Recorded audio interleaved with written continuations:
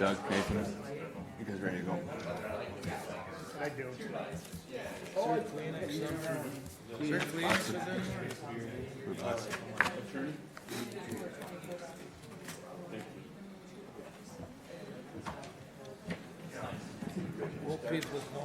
Yeah. Okay, good morning, everyone. I'd like to welcome you this morning to our meeting of the McLeod County Board of Commissioners. To begin with, let's stand for our Pledge of Allegiance. I pledge allegiance to the flag of the United States of America and to the republic for which it stands, one nation under God, indivisible, with liberty and justice for all.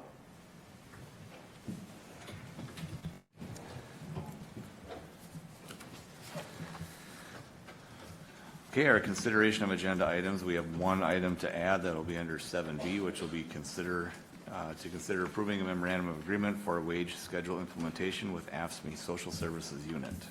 So it'll be 7B. Are there any other additions or corrections to today's agenda? No other changes, Mr. Chair. Is there a motion to approve? So moved, Mr. Chair. Second. We have a motion by Kruger, second by Schmaltz to approve today's agenda with our addition. Is there any discussion? Just repeat that addition again so I can fill it in here, please. Yep, it'd be under 7B, consider approving the memorandum of agreement for wage schedule implementation with AFSCME Social Services Unit. Thank you. Any other discussion?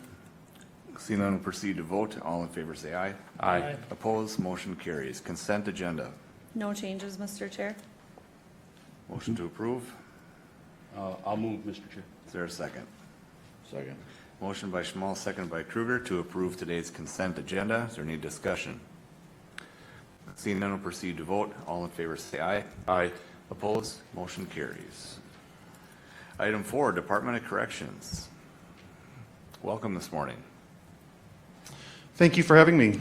I am here today to request approval of the comprehensive plan that was submitted to the board for approval. So I'm not going to read the comprehensive plan verbatim to you. I feel like I'd lose you real quickly. I wrote most of it, and it's not the most fascinating read, but there's a lot of good information in there. Some of the things I want to highlight, the district organization chart. It does not include two recent additions that were made based on increases in funding from the state of Minnesota, not from McLeod County. We added Angela Moss, who was a very experienced agent from the Buffalo office. She had bid on the position and moved down here, and she will be taking over as a primary point of contact for pre-sentence investigations, as well as a smaller caseload as well. We're also adding a administrative assistant position that will cover both McLeod and Carver that will be housed here. And again, we're pulling a very experienced person from the Buffalo office, Carrie Fatting. And those two are not listed on the organizational chart, but I'd want the board to be aware that two, yeah, go ahead. Sean, I just wanted to note too that it was a great thing that Angie actually came back to McLeod County. Yes. And some may not be familiar with her. Yeah, she had previously worked here, and I think she had a few different caseloads, but we're very lucky to have her and have her to come down here. She's experienced, she knows what she's doing. She's a really good agent in addition to her office in McLeod County. As well will be Carrie Fashing, who will be also hosting the felony office. So those are two additions, the org chart that was not listed. They're recent and they didn't make the cut in terms of when I started writing this and submitting things. In terms of a lot of what's in here is just a lot of strategic planning and initiatives that we're working on. A lot of this just kind of boils down to we want to continue to develop skills among our staff to continue working effectively and collaboratively with our clients with the hope that we're achieving positive outcomes from the people under supervision in McLeod County. Regarding some budget information that I want the board to be aware of, there is on page 9, there is a spot where it says correctional fees. I feel like I have brought this up before too. Supervision fees collected on the DOC side has already been sunsetted. So the Department of Corrections has already stopped collecting supervision fees. County supervision fees that would go to the county, state legislation has set in place that those fees will also be sunsetted by 2027. So starting in 2027, the fees, in 2022 was the most recent information we had. The county collected $18,278 in supervision fees. That pot of money will go away when the state law kicks in to sunset those fees in 2027. Regarding the budget information, I have come to the board before and kind of discussed the budget. The budget is just kind of broken down in where the money is allocated towards. So there are several agents, office administrative positions.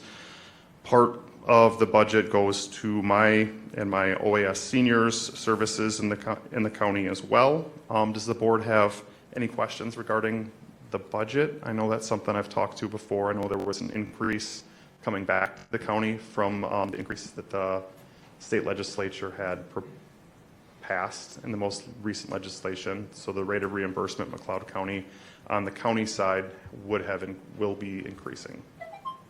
Mr. Chair? Go ahead. And Sean, Yes. a question if you back up just a Absolutely. little bit. With the sunset of fees that you talked about, is that funding now replaced with another fund? It could be. I think when we get there, that's something myself, the board, and Sheila will work on. So with the increase in reimbursement coming back to McLeod County from the state of Minnesota, we could look at what are these supervision fees going towards. I know right now it's looking at funding, I think, a juvenile work crew that I think the board and Sheila has stated a lot of support for. So I think continuing to find a way to support that either through the increase in reimbursements would be something that we definitely sounds like there's interest in. Sheila? Yeah, Mr. Chair, so Commissioner Schmalz, Colleen and I have discussed it several times with Mr. Monagle, and we have been keeping our eye on it and are planning that along with the budget. And he's done a very good job of keeping in contact. Myself and the county attorney and others were in a call, and Colleen, where he went over the comprehensive plan with us. So we've been keeping an eye on that. The juvenile work crew we know is very important and has done a good job. We will have a staffing change with the juvenile work crew, so Hannah has also been helping coordinate all of that. And I think it's just we're trying to keep on top of it and make sure that everything makes sense as we bring it forward, and you've done a nice job, so thank you. Go ahead. And thanks for that information and explanation. Thank you.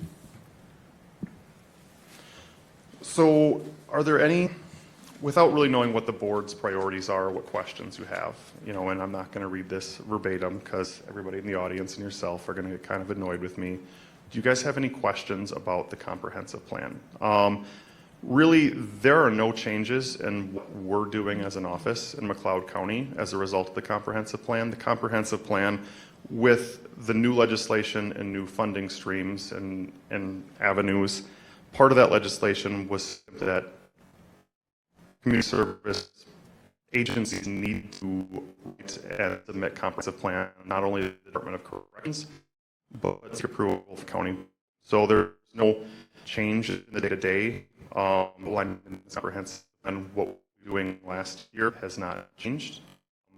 We continue to work with county partners to continue to work in the county. So changes what we do on this comprehensive plan. It's simply that we are now required to write and submit comprehensive plans. So every 4 years, I'll write a new comprehensive plan and come before the board again seeking approval. But I can take any questions that anybody may have. Any questions or concerns at all? Mr. Chair, Go ahead. do you get involved, and I understand pretty much really what your job is and what we're doing Yes. as a county on a comprehensive plan. When watching the legislature, is there room? I mean, a bigger picture, do you get input on how much room there is to house, in the Department of Corrections? Do you get involved in that at all? Do you mean the facilities?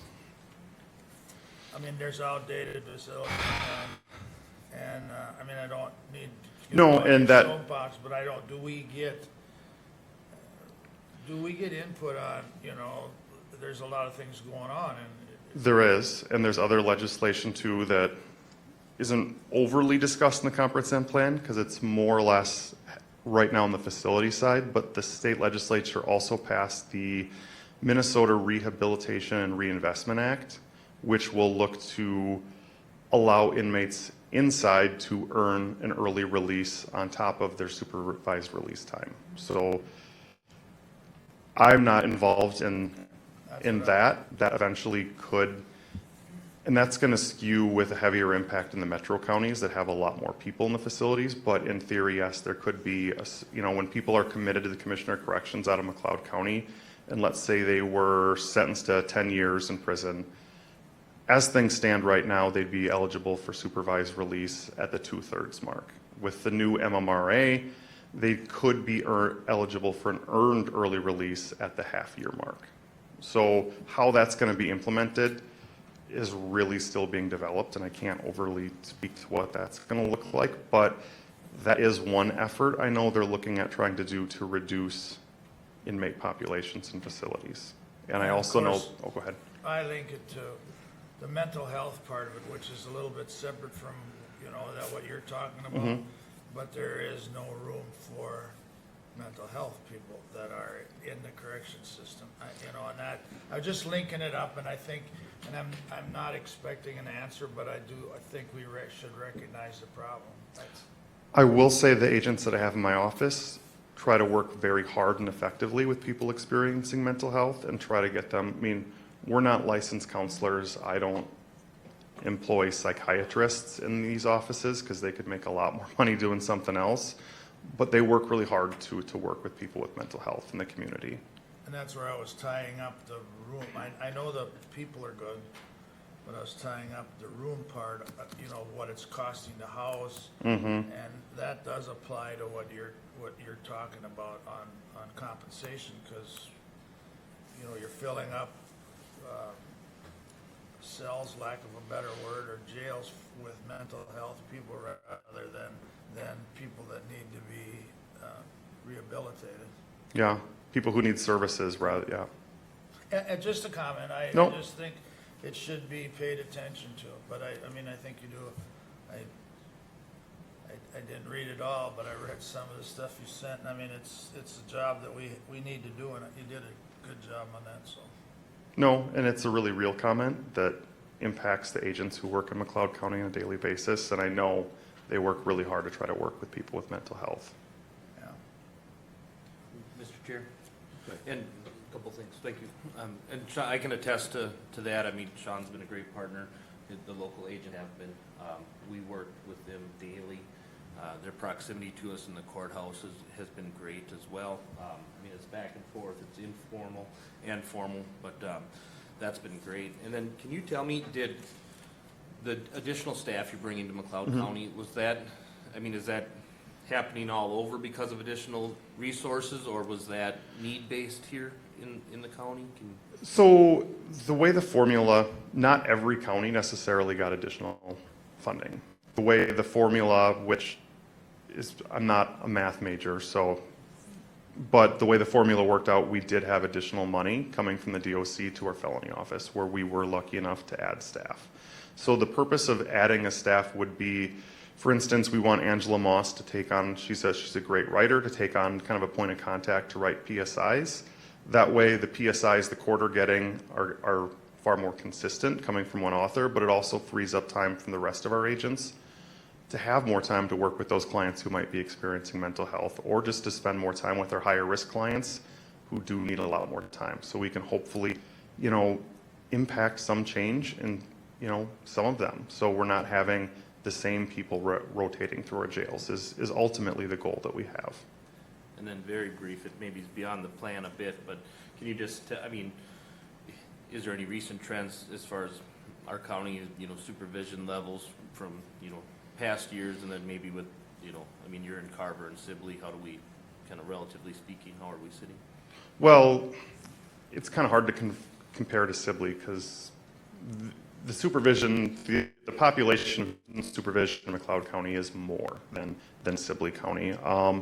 I will say, comparable to, let's say, the felonies in Carver, I would say supervision level, the amount of people that are on maybe an enhanced or higher risk level and, maybe a more medium and a low, we're pretty comparable with other counties. The only thing I would say that's more of an outlier with McLeod County than some of the other counties I work with is the amount of juveniles we currently have on probation, which really you know, that's significantly higher than Sibley, but I think, you know, percentage-wise, probably even higher than Carver. Carver would have more, obviously it's a larger county, but I think looking at McLeod's population and compared to Carver County, there's a lot of juveniles on probation right now, and that's not necessarily, I mean, we just supervise the juveniles who are sent to us by the court, so I can't speak to why that is, but that's something we're seeing now. Yeah. No, I feel like your folks are busy and, Yeah. and that Yeah. reflects it, so, okay.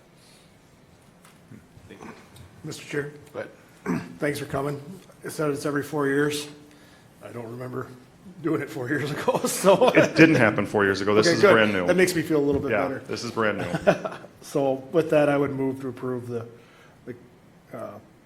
probation comprehensive plan. we have a motion to approve. Is there a second? I'll second it. We have a motion by Nagel, second by Kruger to approve today's comprehensive plan as brought forward by Sean. Is there any further discussion? Seeing none, we'll proceed to vote. All in favor, say aye. Right. Opposed? Motion carries. Thank you guys for having me, Thanks a lot, and like Sean. I say every time, I welcome the chance to come before the board, so if you ever have any questions about anything, feel free to reach out, and I'm more than happy to come to the board, so right, thank you guys. Have a good day. Thank you. Thank you. Next up will be building maintenance. Mr. Bauer. Good morning. Good morning. Consider approving a quote from Shower and Sons Construction Incorporated to repair the storage shed at 828 10th Street East, Glencoe, at a cost of $9,240 with funds from the courthouse building budget. The jail would like an indoor space to begin parking their transport vehicles with a battery tender. The shed currently is used to store supplies for the Sentence to Serve program and some of the building maintenance, just some random things. So we're trying to make this shed a little more suitable for storing the vehicles. So a new roof and soffit maintenance are needed. A second quote was received from Lupine Construction for $9,542. Okay, questions, anyone? Mr. Chair, Go ahead. I've looked at the building, the main structure of the building is good, and, yeah, we need to, I mean, as long as it's there, we might as well take care of it. The price isn't, to repair it in today's world isn't that bad. The only thing I would advise you to do is when you go through there, throw the stuff that we haven't used away for a year, throw it Yep. out the door. We have started doing that. Put it on the curve for years. I'm Jake- teasing, but I mean, there's, you know, where our space Right. right there is minimal, and it's just like, I have to tell myself that even at home. But with that, I'd approve the repair. We have a motion by Kruger, a second by Nagel, to approve the quote from Shower and Sons at $9,240 for building repairs. Any further discussion? Seeing none, we'll proceed to vote. All in favor, say aye. Aye. Opposed? Motion carries. Thank you. Thank you. Public Works.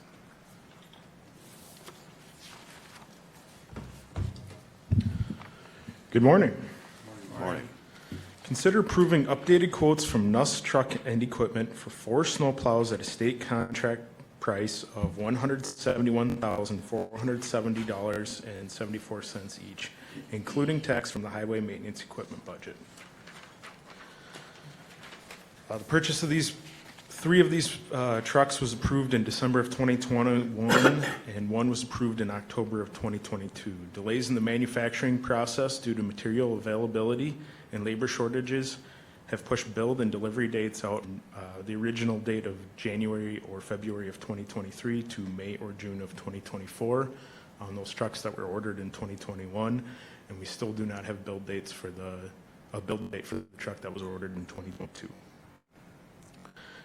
Due to the delays, we will be receiving model year 2025 chassis instead of 2023, and are forced into the new state contract pricing for both chassis and equipment packages. Just a little background on our snowplow equipment here for everybody. We operate 16 snowplows. 14 of them are assigned to dedicated routes, and then we have 2 spare trucks that are used in emergencies or when we have breakdowns. The trucks that we are replacing are Sterlings that are around 19 years old with many obsolete parts. The spreaders on these trucks are no longer supported and do not have replacement parts available. So when they do break, we would be in the realm of replacing the entire spreader system. We are also seeing about a 60 to 80% increase in the fuel mileage while plowing with the newer Mack vehicles. The price of a new fully equipped snowplow is now $365,282 versus $280,361 back in 2021. The original quoted price for the trucks has been budgeted for, and to make up the difference, Public Works is going to delay the purchase of a loader budgeted in 2025. The total cost for all 4 snowplows and equipment packages, which will be the next item, would be $1,461,130.96.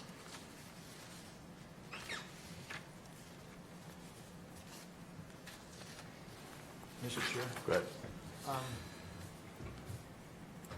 You called the other day, and we had a great conversation, and so I appreciate that, but just to clarify a couple of things here now. The 2 plows that we didn't get were ordered how many years ago? The 3 plows that we didn't get, we ordered them in December of 2021. So now, if we approve this, and you order them again, when do you expect to get them? We have preliminary build dates on the first 3 of May and June of 2024 of this year for the chassis. We'll get the trucks fully equipped about 6 to 8 weeks after that. So not your fault, but we pay more money and we get better service. Yep. It's not your fault, but I mean, that's what it comes down to. I'm finding this in other things were ordered. What about the 4th plow? The 4th one, we don't have a build date yet, but we should be locked in on pricing. So, when we pay for them when we get them? We pay for them when we receive them. Yeah, I mean, we've obviously had the discussion a number of years ago, and I remember it very well on the economics. You had you guys, you and Elvis and the crew made up some of the savings in the fuel. So, I mean, it's, I'm not gonna lie, for a commissioner and for the public, it's quite a do a swallow if you don't read the history on what happened and why.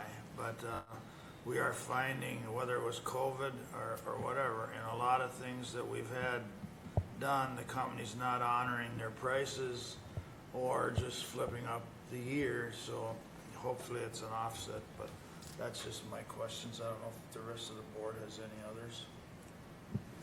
Mr. Chair? Go ahead. Andrew, with the delay and the repricing of the trucks and now you postponing the loader, can you kind of,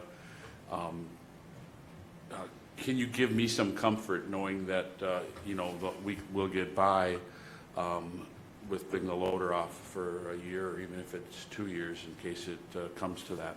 Yep. So the loader that we'd be replacing is a 1993 Cat 950 loader. That loader right now is down in Brownton. That is one of our least used loaders. It's mainly used in the winter for loading salt and pushing back snowbanks. We had a bunch of work done on that about 5-6 years ago. It's been pretty solid since, but with the age of it getting up there, we're just the replacement is to get ahead of that very expensive repair that's coming that we don't know about yet. I think the last time we met in the workshop, you had a really good PowerPoint that laid a lot of this out, and I think one of the Commissioner Kruger brought up some of the really good questions that were drawn out in those points. But just the age of the fleet. I mean, if I think you said it was 18 or 19 years is the oldest trucks would be moving out, and they were trucks that we can't get parts for anymore. And these things have a relatively tough life with all the salt that they're exposed to and having to plow. And so, on the outside when they drive by, they get nice paint. I mean, they don't look like they're that old, but they truly are. And so if we miss our opportunities to keep refreshing that fleet pretty soon. They're 20 years old, 21 years old, 22, and it keeps aging. Parts availability is a factor, and any resale value that they may have at that point in their life continues to deplenish. So if we don't keep up with it, there's bills to pay in other places. So, Correct. Mr. Chair. go ahead. While I had this conversation, just for the public or people that are actually watching, paying attention to what we're doing here, I asked you the questions about the tractor, you know, why getting the tractors, you know, try to shuffle around and get more value out of tractors maybe than the plows. And after talking to you and some other stuff I looked into, I did not realize that the snap-ons don't have a hoist. And there's a lot of moving parts in there that, I mean, while I'm still happy we have these two, there's some downfalls to having all the moving parts to auger sand or whatever into to deliver it on the roads or what, salt and everything. So, and then, I mean, we had quite a lengthy conversation. I won't say it was controversial, but we went through a lot of this back, whatever the year was when we made the other order. We went through the fuel mileage and then the part about being a Sterling. The years, for me, don't bother me that much if they're taken care of, but when you can't get parts, you know, I mean, they're outdated, and the wiring harnesses seem to be what's the big thing on the plow truck, or on the plow itself. But and then toot our horn a little bit. I mean, we got administration in there that are qualified. That's what we hired you for. I have to take you for what, you know, you're budgeting, and I don't want to get in the way of that either. So holding you to that, I would make a motion to approve. Second? We have a motion by Kruger and a second by Schmalz to consider approving the updated quotes from Nuss Truck and Equipment, buying 4 snowplows at a state contract price of $171,470.74 each. Is there any further discussion? Mr. Chair? Go ahead. Yeah, I'm supportive of the motion and the plan. I mean, we've already discussed, you know, how we were going to replace these trucks and rotate the old trucks out. I do not want to get behind with maintaining our fleet. At the same time, I mean, yes, it's unfortunate that we couldn't get the trucks in a timely way, and it's unfortunate that we now have to pay for the increased costs. But I think with COVID hopefully behind us, hopefully some of these supply line issues will straighten out in the future. But for now, I think we have to base our decision based on the best interests of McLeod County and keeping our fleet up to date and on the road as needed. So, thank you, Mr. Chair. Thank you. Any further discussion? Seeing none, we'll proceed to vote. All in favor say aye. Aye. Opposed, motion carries. Item B, consider approving the updated quotes from Towmaster Truck Equipment for 4 truck equipment packages at a state contract price of $193,812 each, including tax with funds from the highway equipment budget. So this is all kind of trickled down from not getting the chassis. So how Towmaster works is they don't have storage space to order all the equipment in and store it when you order your trucks. And so they process so many trucks. So when the trucks got kicked back, we got kicked back on the equipment packages as well. Well, we better put plows on them, huh? Yeah, I guess Move so. to approve. Okay. We have a motion. Is there a second? Second? We have a motion by Nagel and a second by Schmalz to approve the updated quotes from Towmaster Truck for each of the 4 plow trucks at $193,812 each. Is there any further discussion? Mr. Chair, Go ahead. I work on the agenda, and we ran the math about 3 times to make sure we were within a few cents of being right. So if it's wrong, it's on me. But All right, any further discussion? Seeing none, we'll proceed to vote. All in favor, say aye. Aye. Opposed, motion carries. Thank you. Thank you. Next up will be employee relations. Good morning. Morning. I have two items this morning. Item A is considering a recommendation reviewed by the Personnel Committee to hire a temporary on-call subsurface sewage treatment system, or SSTS, employee through the end of 2024 to conduct required soil verification, design review, and installation inspections. I do want to add that these inspections, again, are required, and our intention moving forward in 2025 is that we'll be able to do these inspections in-house with staff, but at this time, this is a solution to continue to be able to meet our qualifications. Move to approve. Is there a second? I'll second it. We have a motion by Nagel and a second by Kruger to consider the recommendation to hire a temporary on-call SSTS employee through the end of 2024. Any further discussion? Seeing none, we'll proceed to vote. All in favor, say aye. Aye. Opposed, motion carries. Thank you. The next item is the added item at the beginning of the meeting today. Thank you for being flexible. Item B is considering approving the MOA, or Memorandum of Agreement, for wage schedule implementation with our AFSCME Social Services Unit for the period of January 1st, 2024 through December 31st, 2024. Move to approve. Second. We have a motion by Nagel and a second by Schmaltz to approve the memorandum of agreement for the wage schedule implementation with AFSCME. Any further discussion? Seeing none, will proceed to vote. All in favor, say aye. Aye. Opposed, motion carries. Thank you. Thank you. Next up will be County Administration review of our calendars. Commissioner Nagel, are you ready to go? Sure. After our last meeting, we had a workshop, just a couple meetings that I'll go over in the last 2 weeks. It's election season, so I was part of the canvassing board on, I believe it was March 8th. 12% voter turnout, I think that was the percentage. I wish Connie was here to confirm that, but I think I got it right. They do a very, very nice job here in McLeod County with all that, so my compliments to them. And then I guess I call it Township Day, when we'll all report on that, but I visited Hutchinson and Acoma Township and presented some information on what the county is up to and answered their questions, a lot of it surrounding drainage, which is always a hot topic. And but my meetings were,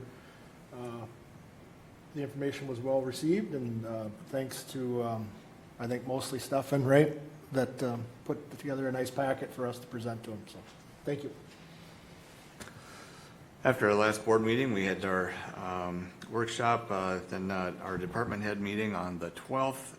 From there, went to the 4 townships for the rest of the day, Round Grove, Lynn, Penn, and then that evening with Collins. On the 14th, Fairgrounds Commission, good news, all of our permits are passed and in place for a new building to begin construction, so we're looking forward to the weather to agree, and we can get started with that. Also had some discussion on our upcoming electrical projects to get those kick-started for the season, to see how many of those we can get moving at the same time.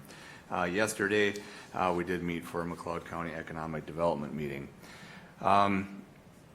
This week, just to go into something else on the calendars, is National Agriculture Week, and today is National Agriculture Day. So in the past, I brought forward all of the different stats about how much of an influence agriculture has on our state.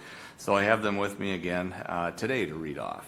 The state of Minnesota ranks number 7 in all states to our total value of ag production here, and that's about $21.3 billion of production comes from our farmers every year. On the crop farming side of things, farmers produce $12.9 billion of crops each year. We're the 5th highest state in the nation. We're number 1 in sugar beets, number 1 in oats, wild rice, and red kidney beans. Number 2 in sweet corn, number 4 in soybeans, 4th highest producer in corn, 7th highest producer in barley, 9th highest in wheat. Our livestock farmers that produce nearly $8.4 billion of livestock every year, we're the 7th highest state in the nation. We're number 1 in turkeys, number 2 in hogs, number 6 in red meats, number 7 in milk production, and number 8 in cattle on feed. If we look at agriculture from a whole, all the way from the farmer to the chef, we produce about $106 billion annually in economic impacts. That generates also about 400,000 jobs statewide. Minnesota is also the 5th highest producer of ethanol, with 19 ethanol plants that produce about 1.4 billion gallons of ethanol every year. Minnesota is also the home to some very, very large global companies: CHS, Cargill, Land O'Lakes, Jennie-O, Hormel, and General Mills, all call Minnesota home. So there's a lot of reasons why McLeod County, seated in Minnesota, has a huge impact on the ag production.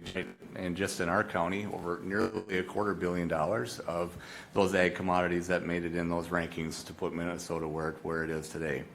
We also need to acknowledge all the ag programs, the 4-H programs, those FFA kids that work hard on those ag products, all those different teams and competitions and projects that are supported statewide. Today, being it's National Ag Day, Farm Bureau has what is called the Red Carpet event at the Minnesota State Fairgrounds. So we'll be able to attend that. Actually, Heather and I are bringing our 2 ag teachers from the Hutchinson ag program tonight as our special guests. So that'll be pretty cool. But I think just bringing forward those numbers as far as what the state of Minnesota generates in agriculture, and I think all board members up here are all part of agriculture, either currently or in the past, and so is a lot of our staff. And we recognize McLeod County has declared itself an ag preservation county as well. So a lot of impressive things going on, a lot of reasons to acknowledge everything that has to do with agriculture this week. Thank you. Just to tag on to that, just to hear, if you put tons and bushels and gallons to those percentages, they're truly mind-boggling. I mean, I think ethanol, E85 and E15 went up.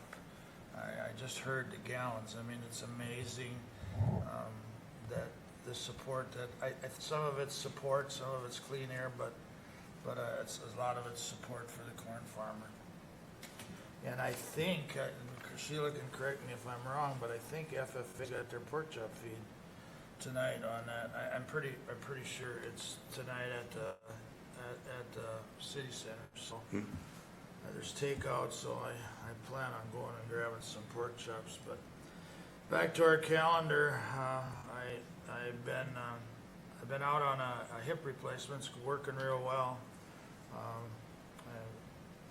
was nervous or anxious about it, getting it done, but it's really doing well. So I did a few meetings, but that happens. I went along with Commissioner Wright to Penn Township, and we had a little meeting there at their board meeting, along with Andrew. And I may have these confused just a little bit because of my 2-week period here, but then we also had a meeting with JD15. And then we had a budget committee meeting. We had a solid waste meeting in Hutchinson, and I also attended the Buffalo Creek hearing on laterals 12 and 13 off of JD8. It went well. There was 1 or 2 questions that we had ironed out, or that they ironed out right in the hearing, and that. For all intents and purposes, that project should be closed, and everybody seems to be happy with it. I had on the 4th, I had an MRC Zoom meeting. Again, it talked about our policies, and we did have quite an active debate on what our priorities. We named 3 priorities, and the way legislature's going, we thought maybe we had to do a little rearranging on some of our priorities, not giving up our top 3, but putting some emphasis on some other legislation that was being discussed. I did make my city or township meetings. I attended Helen and Glencoe Township, and my personal feeling was I had great meetings. I did my agenda review on the Thursday the 15th, or Friday the 15th. And then couple of things that I'm gonna use my bully pulpit on. There's an equal rights bill going through the House right now, the Senate file number is 4292. And this came up last year with amendment for a religious exemption on this bill. And last night they stripped it out. And I'm not going to get into a lot of detail about it. I would encourage people to look into what this means. I'm not going to get into the blood and guts of it, but it does, part of it that concerns me, it has all the chances of making religion hate speech. And I mean, I would actually call it critical. So I would ask people to look into that. They did it in the dark of night again last night, and I mean, I'm not happy with our legislatures. There's a lot of things that are going on there that I don't agree with or think that it's good for the state of Minnesota. Another question that I am posing to the public and to our rest of our commissioners is we belong to some nonprofits. And our legislature and our government's funneling a ton of grants into these nonprofits to build housing and support non-documented or illegals. And I'm having a real tough time with that. And I'm doing some, I see their advertising in Wilmer. I still got some research to do, but I just really feel that with our economy the way it is, and us trying to, not when I say us, I mean all the parts of government trying to assist our citizens, I think at the very least has to be more transparent. And with that, I'll end it. I mean, you're going to have to, again, the number, you'll hear more from me on the nonprofits. They're funneling a ton of money in there.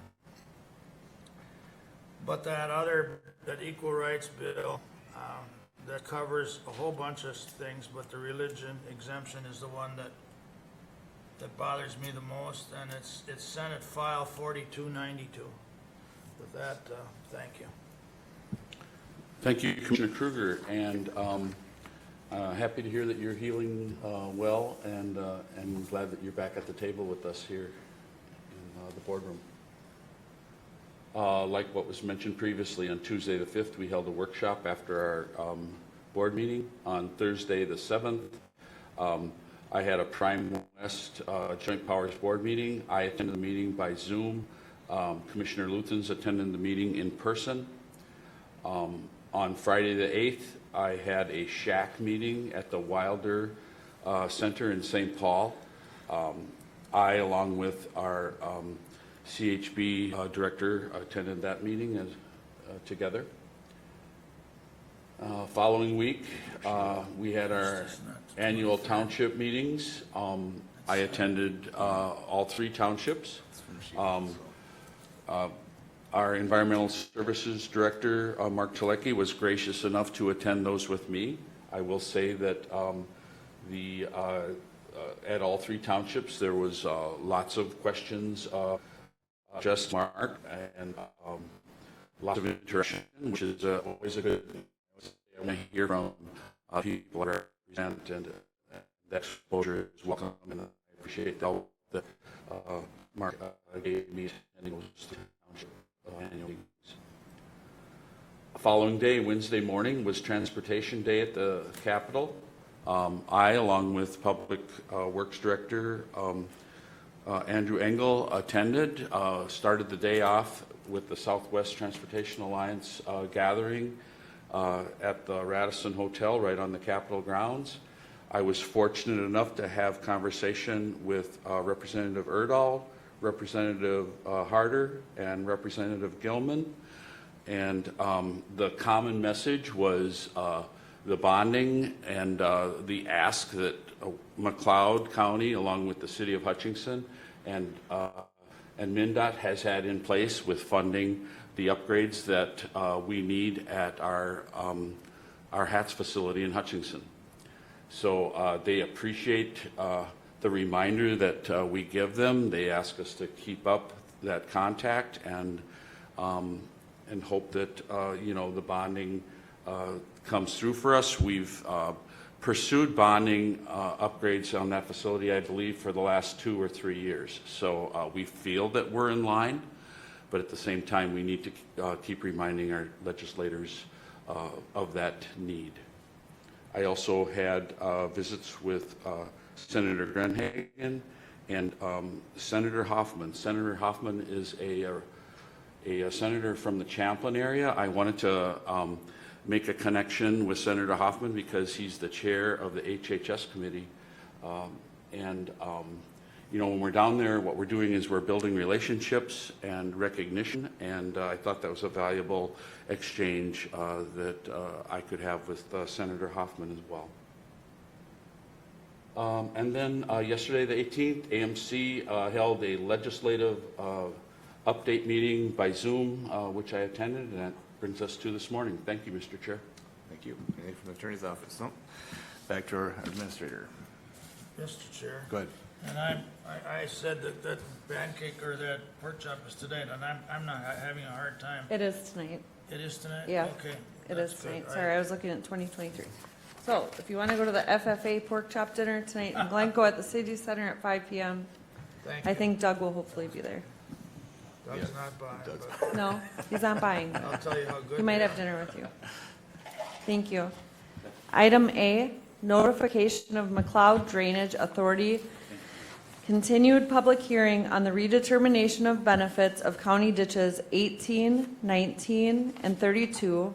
The Drainage Authority will accept public comment regarding the redetermination of benefits in the Martin McLeod Boardroom here at the McLeod County Government Center, 520 Chandler Avenue North, Glencoe, Minnesota, on Wednesday, April 3rd, 2024 at 2:00 p.m. Item B, notification of McLeod Drainage Authority continued public hearing on the redetermination of benefits of county ditches 26, 27, and 38. The Drainage Authority will accept public comment regarding the redetermination of benefits here in the Martin McLeod Boardroom again at the County Government Center, 520 Chandler Avenue North, Glencoe, Minnesota, on Wednesday, April 3rd, 2024 at 3:00 p.m. Item C, notification of McLeod Sibley Joint Drainage Authority continued public hearing on the redetermination of benefits of Joint Ditch 15. The Joint Drainage Authority will accept public comment regarding the redetermination of benefits here in the Martin McLeod Boardroom at the McLeod County Government Center, 520 Chandler Avenue North, Glencoe, Minnesota, on Wednesday, April 3rd, 2024 at 3:30 p.m. And item D, notification of board workshop following the board meeting on Tuesday, April 2nd, 2024 at the McLeod County Government Center. Thank you. All right, that gets us to the end of our agenda this morning. Is there any open forum or press relations that wish to address the board? Seeing none, we'll then be looking for a motion to recess. We have a motion by Nagel. Is there a second? Second. We have a motion by Nagel and a second by Schmaltz to recess until our next county board meeting, 9 a.m. Tuesday, April 2nd, here at the McLeod County Government Center. All in favor say aye. Aye. Opposed? Motion carries. We'll break for a few minutes, then we'll come back for a workshop item.